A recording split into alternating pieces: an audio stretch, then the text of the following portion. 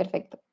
Entonces quería pedirles otra vez que se fueran al Mentimeter, porque quiero saber cómo ha sido su experiencia con los medios de comunicación. Mm,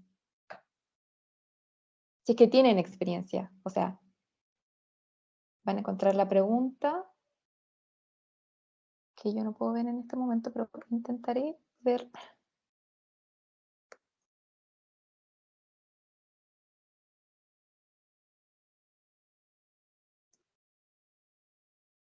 Eh,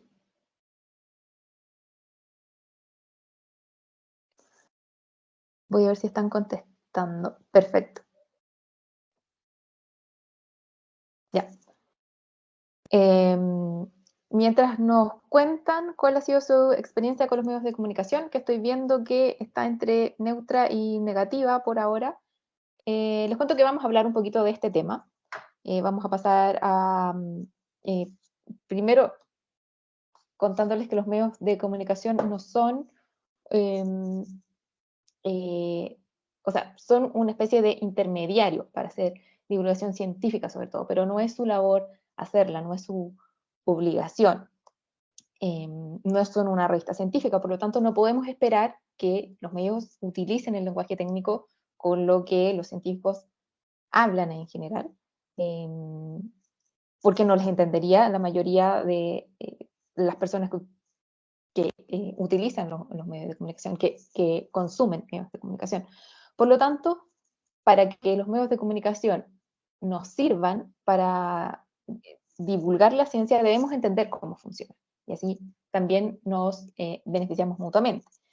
Eh, contarles también que existe el periodismo científico, que es el realizado por periodistas que son especializados en la materia o que tienen mucha experiencia reportando temas sobre ciencia. Por lo tanto, conocen algunos conceptos y pueden explicar temas científicos de manera un poco más comprensible para el público no experto. Em, también tienen la capacidad, como ya tienen la experiencia, ya han hablado con científicos a lo largo de su carrera, saben más o menos a quién preguntarle y de dónde sacar información útil, fidedigna, para poder crear las noticias sobre ciencia en los medios. Sin embargo, son pocos los periodistas científicos que existen y no todos los medios tienen o un periodista científico o una sección dedicada especialmente a hablar sobre temas de ciencia. Por lo tanto, los temas que tienen que ver con esta área, como podría ser los temas sobre clima o los temas sobre meteorología, podría tomarlo cualquier periodista del diario, no necesariamente alguien que sigue siempre el tema, por ejemplo. Que son pocos los periodistas que, por ejemplo, se especializan en clima, por ejemplo. Si ya son pocos los periodistas que se especializan en ciencias, son mucho menos los que se especializan en clima. Por lo tanto, cuando aparece un tema relacionado con cambio climático o con el niño, va a ser cualquier periodista que esté disponible el que va a tener que tratar el tema, escribir o reportear eh, sobre este tema. Y en general, los temas que le pueden tocar a un periodista en un medio de comunicación son muy variados. Por lo tanto, va a ser difícil que un periodista conozca todo sobre meteorología o clima en el poco tiempo que va a tener para prepararse para ello. Un poco para hablar como, sobre lo que se puede convertir en noticia, ¿no? O cuando un tema científico se puede convertir en noticia. Tenemos que generalmente son los temas que suenan espectaculares o populares, que pueden dar estos títulos atractivos para, para los lectores o para los usuarios.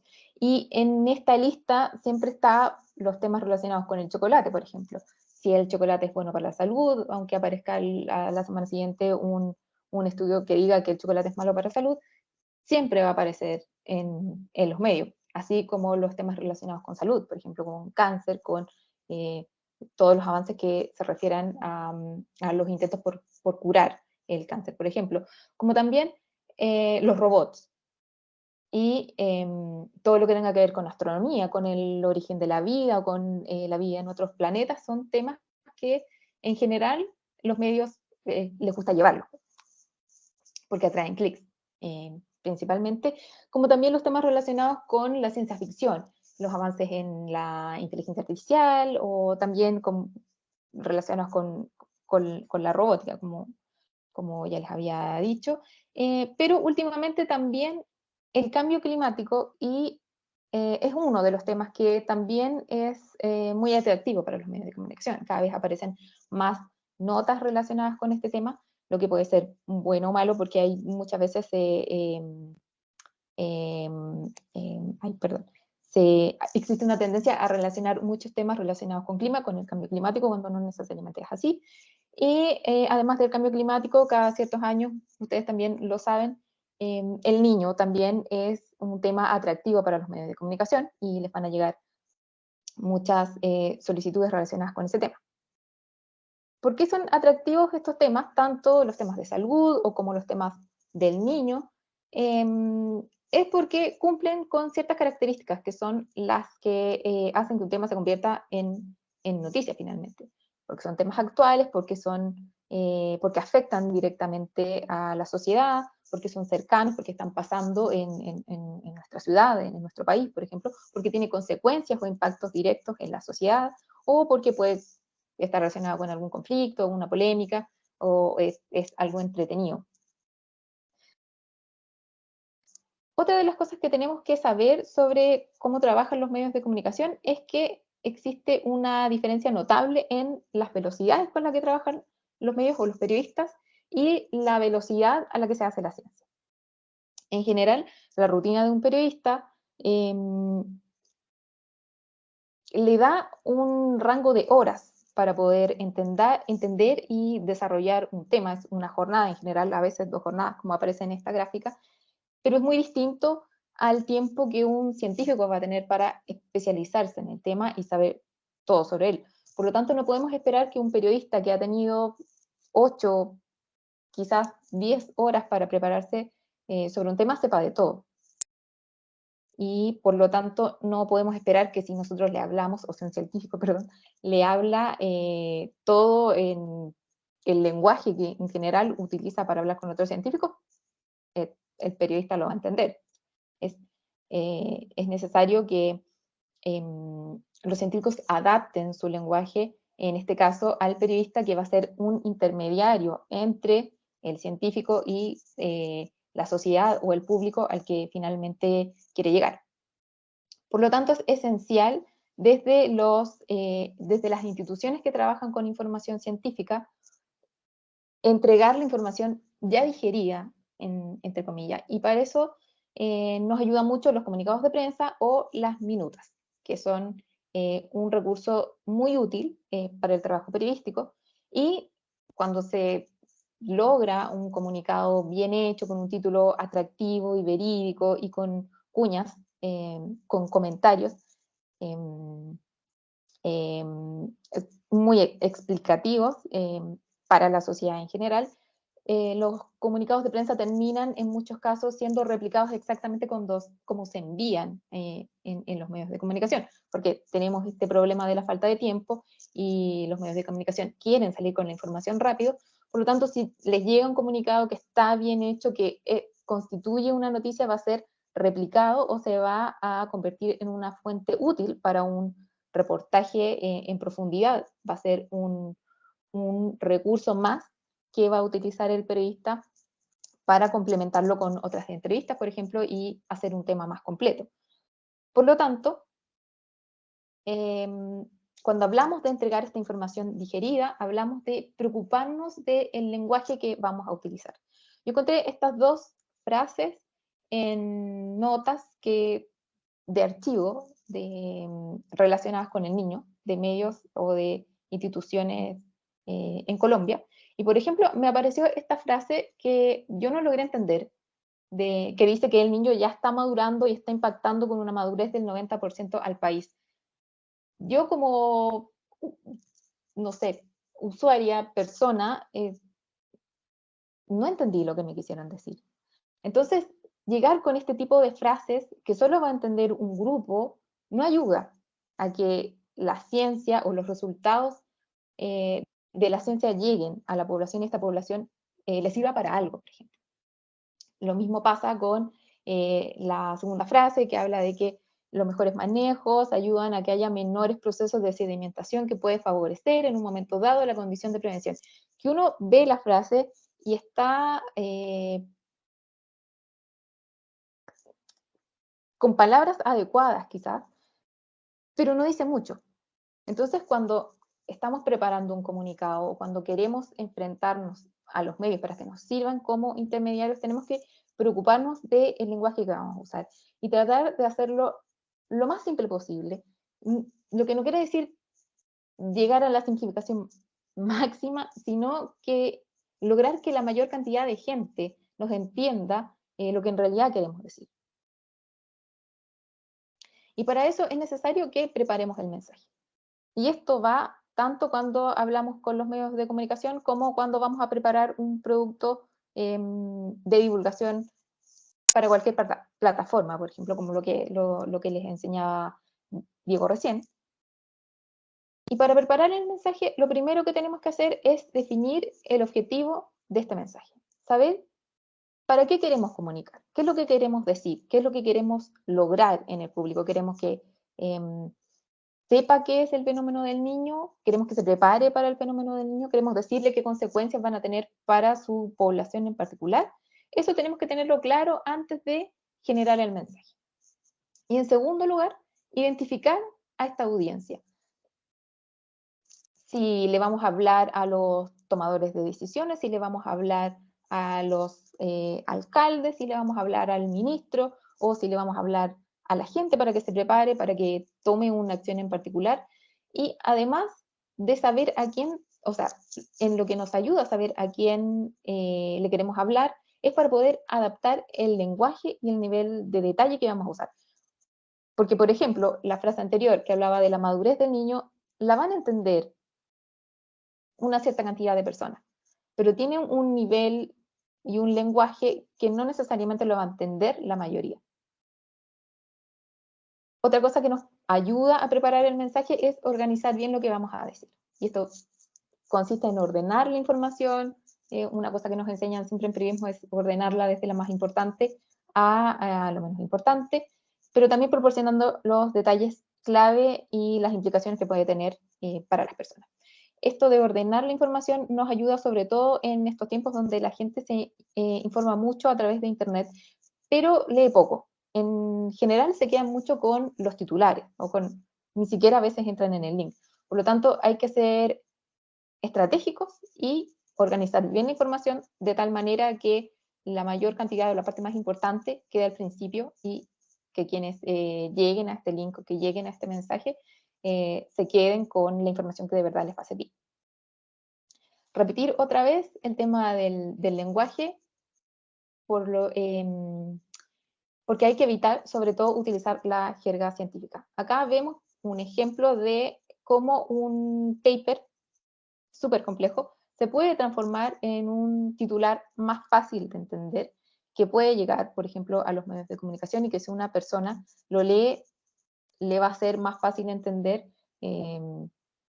este título y cómo va a impactar el tema en su vida, o cómo podría impactar el tema en su vida, que si se pone a leer el título del paper, que en general va a estar súper técnico y no va a entender nada. Al momento de elegir el lenguaje, ayuda mucho utilizar los ejemplos. Y como explicaba Diego, que por ejemplo usaban en el blog de meteorología, sirve mucho utilizar las analogías, las metáforas, perdón, los memes incluso. El humor es algo que sirve mucho al momento de hacer divulgación de la ciencia. Yo les dejé un ejemplo acá que no les puedo mostrar porque no está funcionando muy bien el video, pero hay un grupo de científicos españoles que hace stand-up científico, por ejemplo, y que tratan temas súper duros y que logran hacerlos fáciles de entender para un público más general a través del humor.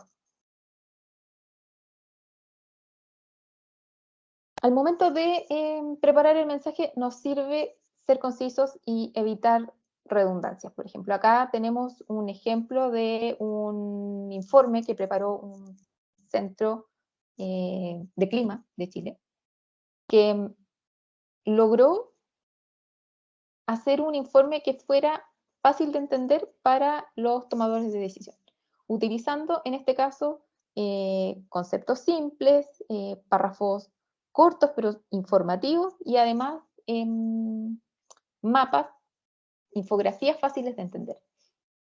No es necesario preparar un informe muy grande y muy técnico cuando ese informe va a quedar perdido y quizá no va a llegar a tener el impacto que tendría si le llega a un tomador de decisión así de fácil de entender, por ejemplo. También nos sirve tener en cuenta que hay que respetar al receptor cuando estamos hablándole sobre ciencia, porque acá está claro que hay una parte que sabe más que la otra, que el científico claramente es el que va a tener todos los datos sobre el tema y es importante no llegar haciendo notar que es el científico el que sabe más. Y este recurso del sabía que es muy usado y es efectivo en realidad, pero es un recurso donde se nota mucho que hay un lado que sabe más que el otro. Y la idea es tratar de generar más una conversación, no necesariamente llegar a ser iguales, pero al menos llegar en un lenguaje similar para que no se note tanto em, que hay alguien que sabe más en general. Para esto, como les había adelantado ya en la página anterior, es súper útil usar el apoyo visual y que este sea legible y con explicaciones claras, porque en clima, sobre todo, o en ciencia en general, se utilizan mucho los gráficos que pueden ser muy útiles para alguien que ya sabe cómo leerlos, pero para una persona que no los ha visto antes va a ser difícil. Por lo tanto, si vamos a usar este tipo de recursos como mapas o como gráficos, hay que siempre explicar a qué nos estamos refiriendo. Y más que usar o sea, además de usar estos gráficos o estas imágenes, hoy día se puede recurrir a muchas otros recursos, como en este caso si pueden después irse al link de Weather Channel, donde logran hacer explicaciones ya mucho más interactivas sobre los impactos, por ejemplo, que puede tener un huracán, en este caso. Y otro de los ejemplos, otra vez tomando el blog de Meteo Chile, es poder incorporar los ejemplos y casos prácticos.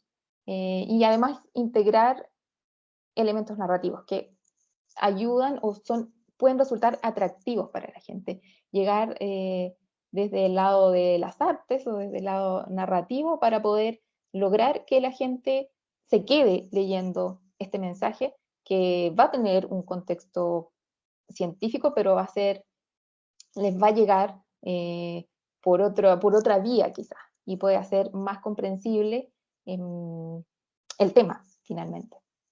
Acá les dejo también otros ejemplos que pueden revisar donde también se utiliza el poder de las historias o donde se utiliza también las charlas cortas para poder hablar de temas científicos y otro donde se utilizan la narrativa principalmente para hablar de temas súper complejos como las matemáticas o la física en este caso y estos dos autores, Simon Say y Carlo Rovelli, logran, a través de la narrativa, lograr un producto tan atractivo que te va enseñando a la vez que te vas entreteniendo al leer sus libros.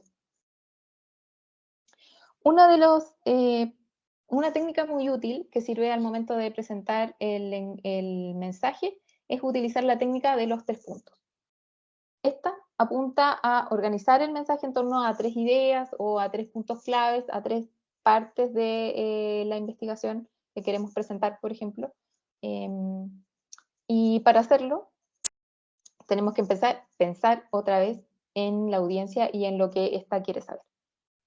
En este caso tenemos un ejemplo del cambio climático, en los que elegimos 3 puntos claves que pueden ayudarnos a que la sociedad lo entienda mejor. Por ejemplo, en este caso, que es que el número 1 es que los climatólogos ya están de acuerdo y el cambio climático está ocurriendo aquí y ahora. El segundo es que corremos el riesgo de empujar nuestro sistema climático hacia cambios abruptos, impredecibles y potencialmente irreversibles. Y el número 3 es que cuanto antes actuemos, menor será el riesgo y el costo. Estos 3 mensajes son súper puntuales, pero a la vez son súper fuertes y nos ayudan a que cualquier persona pueda entender de lo que estamos hablando. Hicimos un ejemplo acá tomando una de las comunicaciones que hace el IDEAM, y pasamos este resumen de un informe de predicción climática a corto, mediano y largo plazo, que es un texto que es cortito, pero que igual sigue siendo técnico para una persona que no trabaja, por ejemplo, en esta área. Y tratamos de hacer el ejercicio y llevar esta comunicación a 3 mensajes, por ejemplo. Llegamos a que todo ese texto se podía resumir en que se espera que el fenómeno del Niño presente con débil intensidad en el Pacífico entonces, y el calentamiento en el Atlántico afectan a Colombia. El segundo mensaje es que el pronóstico indica que un déficit de lluvias de entre 10 y 20% para el territorio en el periodo de agosto 2023 a enero 2024. Y el tercer mensaje quedó en que se espera que la temperatura esté por encima de lo normal, entre 0,5 a 2,5 grados en el mismo periodo en la mayor parte del país. Por lo tanto, podemos ver que cualquier texto, por muy complicado que suene, podríamos llevarlo o podríamos tratar de hacer este ejercicio de los 3 puntos para así llegar a una mayor cantidad de personas.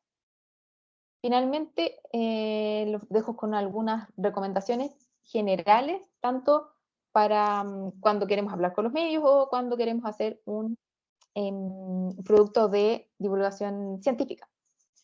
Recordarles, por lo tanto, que es muy importante conocer a la audiencia, saber a quiénes le vamos a hablar y también por qué medio ellos se están informando, porque puede ser que a nosotros nos resulte más fácil hacer comunicación a través de Internet, pero quizá queremos llegar al campo y en el campo no necesariamente están utilizando Internet y se utiliza más la radio.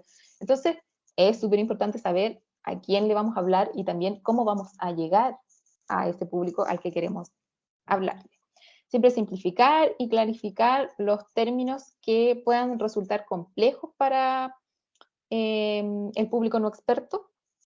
Utilizar historias, ejemplos, analogías, gráficos, tablas, visualizaciones, siempre va a ayudar a que el mensaje llegue de manera más fácil, evitando sobre todo usar el lenguaje científico, acercar el tema a lo cotidiano, otra vez, a través de historias, a través de ejemplos, reconocer nuestras limitaciones y las incertidumbres de la investigación científica, que es algo en lo que Diego va a profundizar en un poquito más.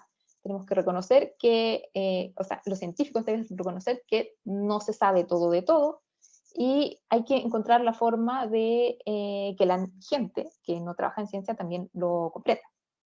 La idea de hacer divulgación de la ciencia es tratar de fomentar el diálogo con la audiencia, por lo tanto hay que estar abierto también, sobre todo al utilizar estos múltiples canales hoy con las redes sociales, estar abiertos a lo que la gente también quiera decir.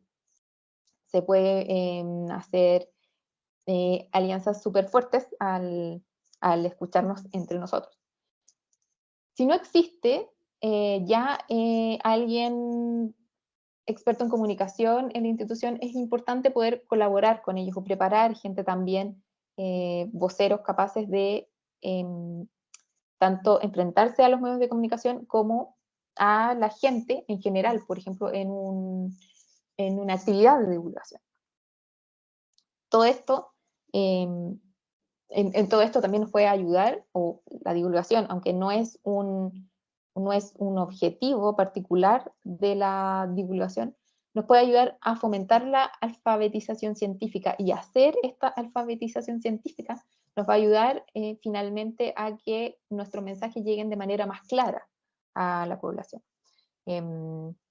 No se trata de hacer como el profesor y enseñar cada uno de los términos, pero sí se trata de aprovechar en este caso las redes sociales, por ejemplo, que permiten tener una comunicación, tener más oportunidades de llegar a la gente y, por ejemplo, aprovechar estas también para ir insertando conceptos que pueden ser útiles para la población en general y que no van a resultarnos tan raros de ver, porque puede pasar que a los científicos les resulte raro simplificar a veces los temas, pero podemos llegar a un acuerdo y llegar a llegar a que hay ciertas palabras que no podemos cambiar y que es importante que la gente entienda cómo hay otras palabras que sí es necesario simplificar. Y ahí hay hay que hacer ciertas concesiones para poder llegar a una comunicación más efectiva. Voy a dejar de compartir porque seguimos con otra presentación.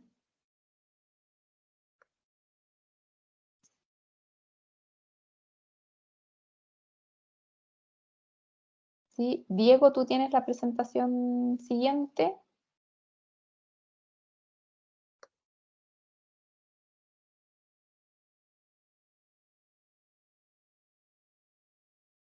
No me está escuchando, parece. Sí, ahí la estoy compartiendo. No sé si me pueden confirmar si se ve. Sí, Diego, se ve perfecto. Sí, Ay, voy a perdón. ponerla completa.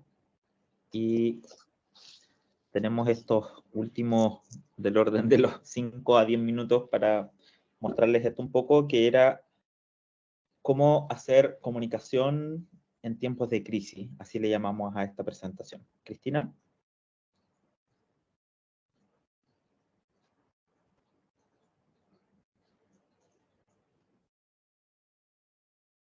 Luis.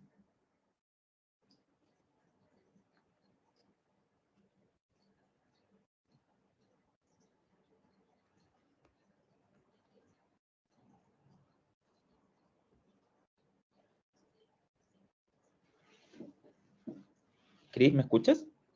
¿No me escuchas? Te digo que, ay, no sé.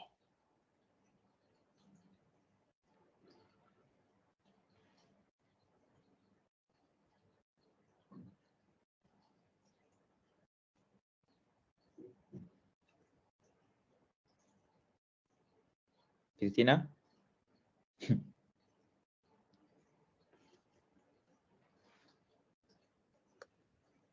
¿Me escuchan? Sí. Ahora sí. Decía si puedes empezar porque no veo la presentación. Y Ok. estoy tratando de lograrlo. Perdón. Compártela tú entonces, Cris. Sí, eso Quizá. voy a intentar. Me dan un momentito.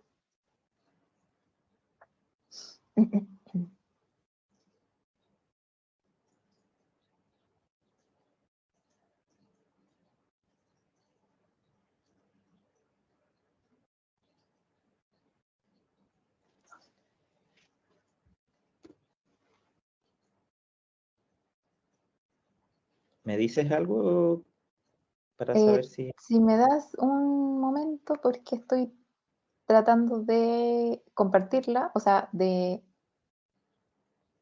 volver a tenerla y para poder compartirla, porque no la tengo acá.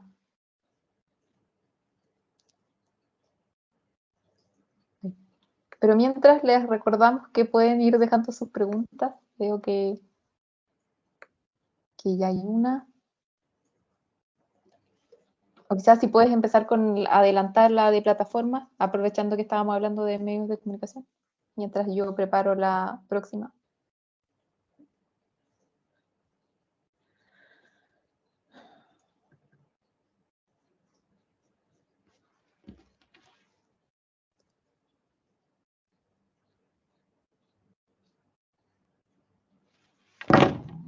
Sí. Ok, déjenme contarles muy rápido. voy a volver a compartir la pantalla. Sobre algunas plataformas que existen. ¿Me confirman, por favor, si es que se ve?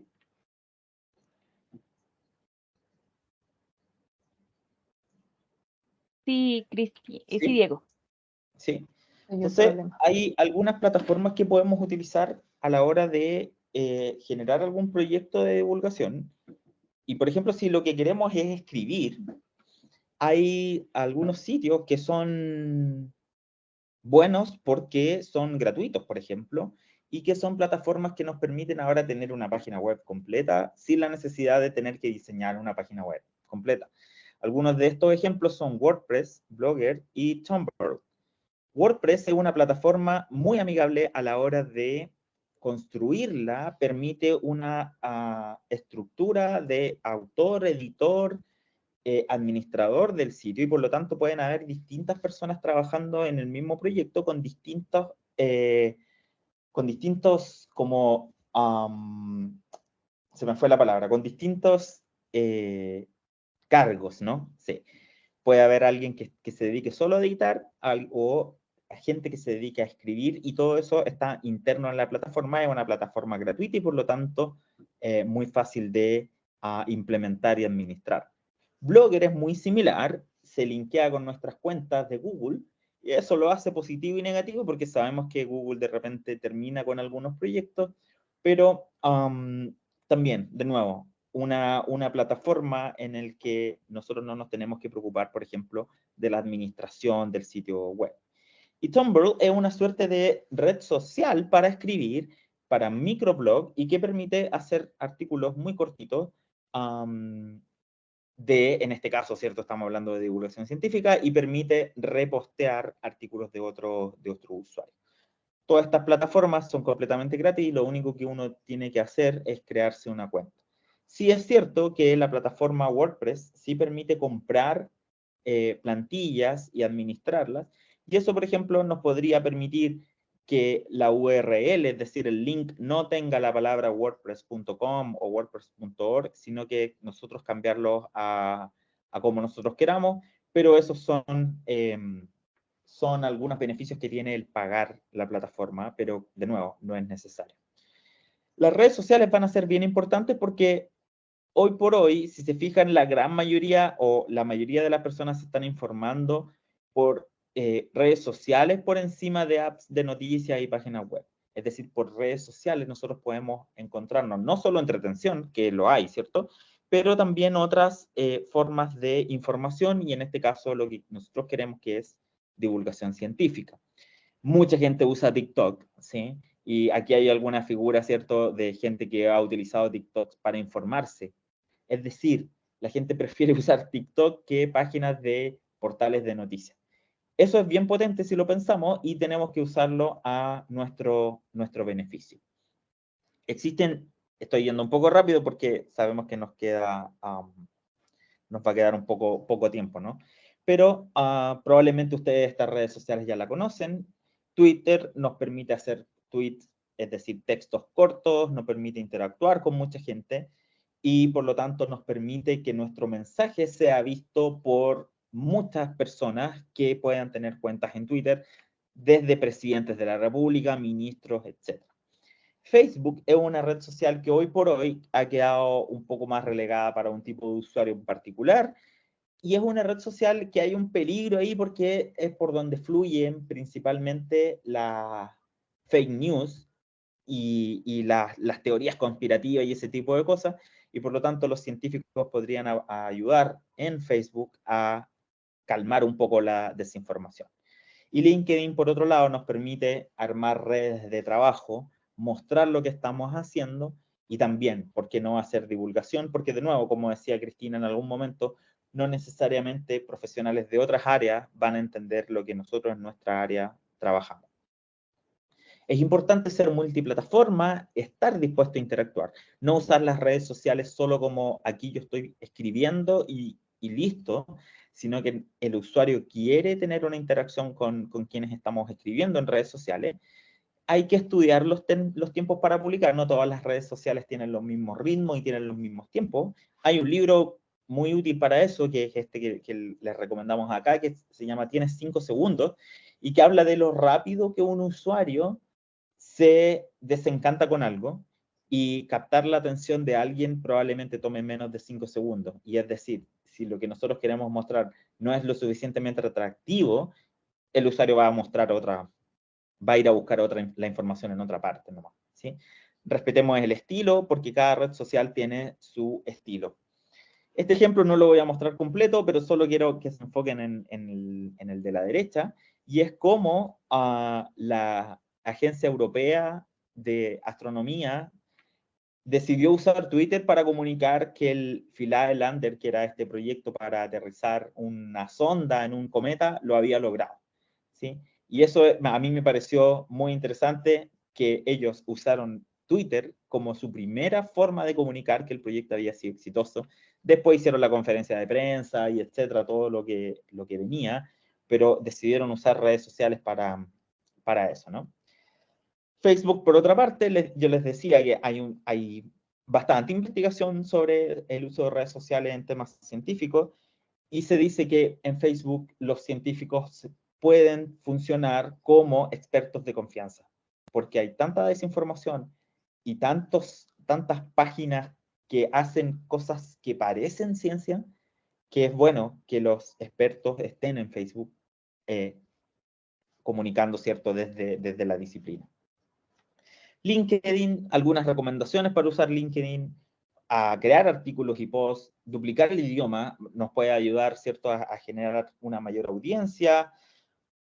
LinkedIn puede funcionar como un booster y no necesariamente como nuestro medio de comunicación principal, además de, obviamente, estar dispuesto a interactuar.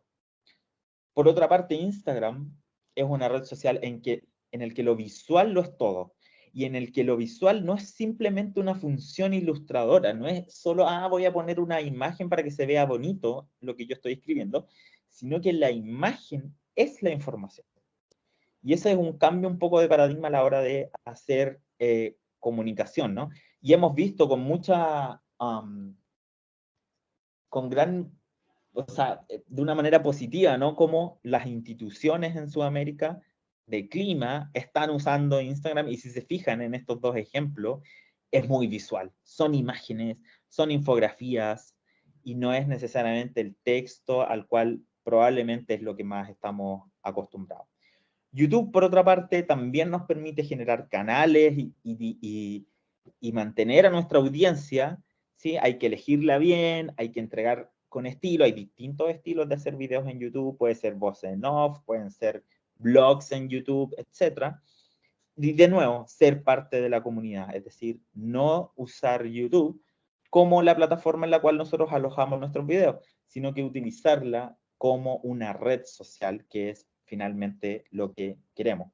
Y lo más importante, al menos que yo considero más importante, es darle a una audiencia un ancla, ¿no? Es decir, ¿por qué la gente tiene que volver a nuestro canal de YouTube y verlo? Ahí sirve mucho trabajar el proyecto con cierta periodicidad, es decir, que la gente sepa que los lunes, por ejemplo, vamos a publicar un nuevo video. Eso hace que la gente quiera volver a nuestro canal de YouTube. Hay distintos canales como el Minute Physics, que en un minuto te explican como, por ejemplo, qué es la gravedad, o este divulgador científico que ya les comenté anteriormente, que es Javier Santolaya, que tiene un canal muy bonito de YouTube donde él habla muchas cosas, ¿no? TikTok, de nuevo, les había dicho lo importante o el espacio grande que ha ido ganando TikTok. Plataforma para generar videos cortos con muchos efectos, con trends y con temas populares que podemos usar efectivamente para generar contenido de ciencia, ¿sí? Podemos mezclar la entretención, de nuevo, acuérdense, la divulgación científica tiene como entre las cosas que quiere generar en la gente la entretención, y podemos mezclar entonces eso con divulgación científica. Hay varios ejemplos que en la presentación después van a poder hacer clic e ir a estos ejemplos de gente que utiliza TikTok como plataforma para generar divulgación científica, no solo en ciencias del clima, sino que en otras disciplinas también. Y de nuevo podemos salirnos un poco del mundo de las redes sociales o entrelazar las redes sociales con otros tipos de plataformas como lo son, por ejemplo, los podcasts, que últimamente y desde la pandemia probablemente ganaron mucho auge. Hay varios ejemplos como el podcast de meteorología que tiene la American Meteorological Society, que se llama Clear Skies Ahead, o el podcast La Ciencia Pop de un divulgador científico también de acá de Chile llamado Gabriel León. Hay ejemplos de divulgación científica y muchos otros, ¿no? Y eso nos permite, el podcast, una de las ventajas que tiene es que uno puede ir escuchándolo mientras va caminando por la calle, mientras va en la locomoción colectiva, mientras está lavando la loza, podemos estar comunicando, o sea, perdón, escuchando algún podcast, ¿no? Gracias por ese espacio que nos dieron para hablar un poquito sobre las plataformas. No sé si nos va a quedar tiempo, porque teníamos una presentación más. No sé qué nos dicen desde la organización del webinar, porque tampoco queremos robarles su tiempo a ustedes que están ahí escuchándonos. Por parte de nosotros no tenemos ningún inconveniente. No sé si los demás compañeros pueden esperar unos 15 minuticos más. Creo que con ese tiempo podríamos cerrar el ejercicio, si les parece. Me pueden escribir en el chat si están de acuerdo. Sí, si están de acuerdo, les mostramos nuestra última presentación que tiene que ver sobre comunicación de temas controversiales y de la incertidumbre. ¿Sí? Querido Diego y Cristina, nos están manifestando que sí podemos esperar unos 15 minuticos más, aprovechando el conocimiento que estamos recibiendo, porque esto no es de todos los días. Muchas gracias. No, muchas gracias a ustedes. Yo otra vez estoy intentando compartir. Lo No sé vemos, si me vemos ven. la ¿Lo presentación, ven? comunicación en tiempos de crisis. Sí, perfecto. Ya. Esta es la última parte, comunicación en tiempos de crisis, que dividimos en comunicación de temas controversiales y la comunicación del riesgo. La comunicación del riesgo busca dar respuesta a la necesidad de cerrar esta brecha existente entre el conocimiento experto y el público, el llamado público general, ¿no? O que no sabe, el público no experto. Este conocimiento nos sirve para generar un entendimiento común sobre los niveles de riesgo involucrados en ciertas actividades y para fortalecer los procesos de reducción de riesgo de desastre. Comunicar el riesgo es transferir esta información, sea instrucciones, opiniones, entre las partes interesadas, que son estos expertos o gente que trabaja, por ejemplo, en un instituto que trabaja con información científica, y las personas que están en condición de vulnerabilidad. Esto con el fin de que las personas tomen decisiones informadas para poder protegerse ante un eventual desastre. Sin embargo, se producen estos problemas de comunicación cuando hablamos de riesgo, y estos están en diversas partes del proceso de comunicación. Se pueden dar, por ejemplo, en el mensaje, particularmente dado porque aparezcan deficiencias en el conocimiento científico, que pueda llevar a tomar la decisión equivocada por estimar mal el riesgo, por ejemplo. Se puede dar en la fuente cuando existen diferencias entre la evaluación de riesgo o hay falta de credibilidad, por ejemplo, en la institución que está dando la información, o el uso de terminología legal o terminología científica, en este caso, hace que sea difícil de comprender en lo que en realidad nos están diciendo y por lo tanto no se llegue a la acción que queremos llegar al dar este mensaje.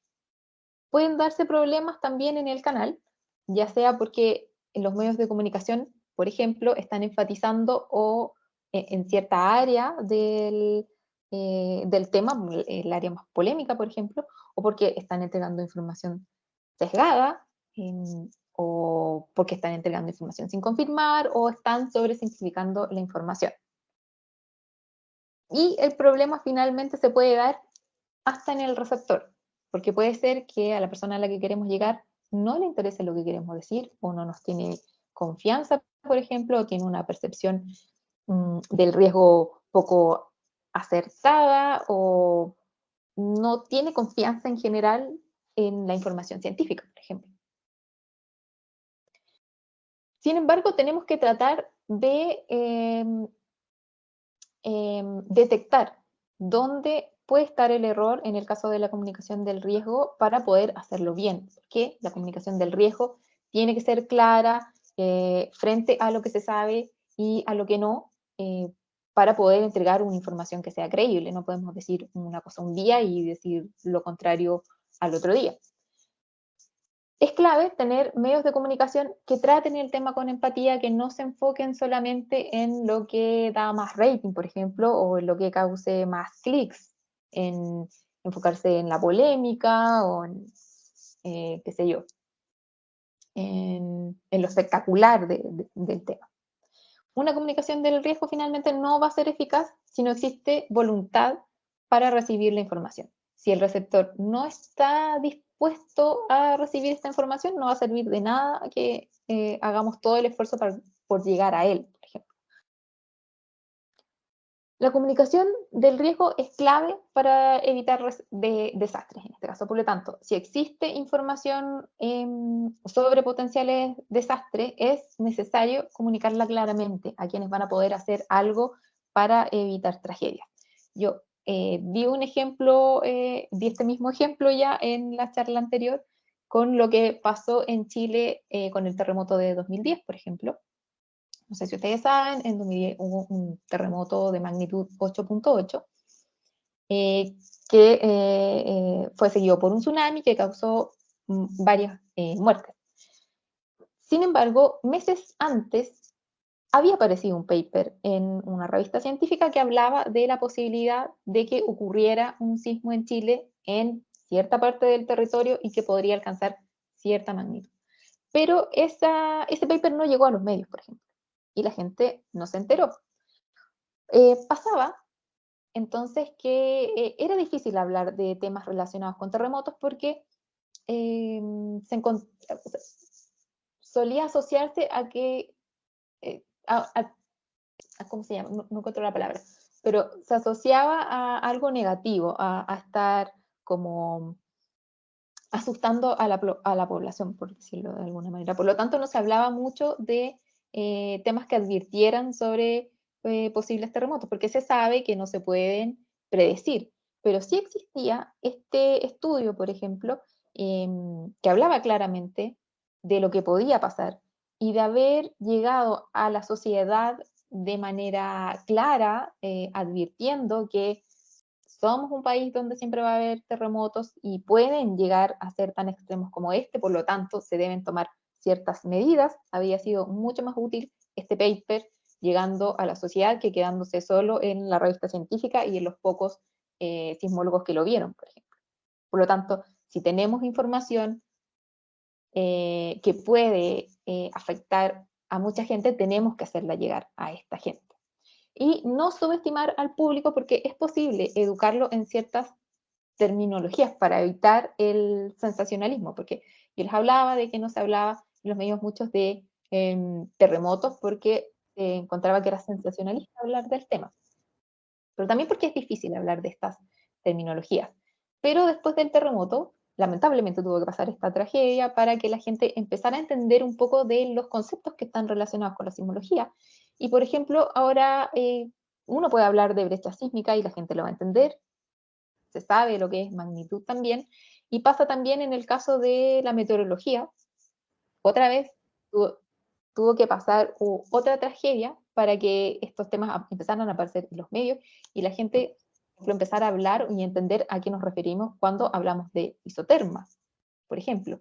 Entonces, lo que tenemos que hacer al hacer esta comunicación del riesgo es tratar de llegar antes del desastre, llegar con estos temas a través de la divulgación de la ciencia o metiéndolos de a poco en los medios de comunicación para que en caso de que se produzca este potencial desastre, la gente ya tenga claro más o menos qué hacer o lo que podría pasar, por ejemplo. Y Diego sigue con la comunicación de temas controversiales. Sí. ¿Se acuerdan cuando yo les mostré esta percepción que la gente tiene de la ciencia en general? Y yo les contaba que estábamos en un momento muy positivo en el que la gente, por ejemplo, confía en la ciencia para combatir el cambio climático y confía en la ciencia para, por ejemplo, las enfermedades y un montón de cosas, ¿no? Lo vivimos durante la pandemia. Pero al mismo tiempo, la gente, por esa misma percepción positiva que tiene, va a exigir respuestas. Y va a exigir respuestas certeras a preguntas que cada vez van a ser más complejas, ¿no? Y por lo tanto, eso nos pone en una suerte de problema, porque no todas las preguntas van a tener una única respuesta, y sobre todo en el clima, ¿no? ¿Se acuerdan? En la primera presentación les mostré todas las complejidades y las interacciones que pueden haber en el clima, y por lo tanto, a veces tener una respuesta única va a ser difícil. Veamos un ejemplo en la siguiente lámina.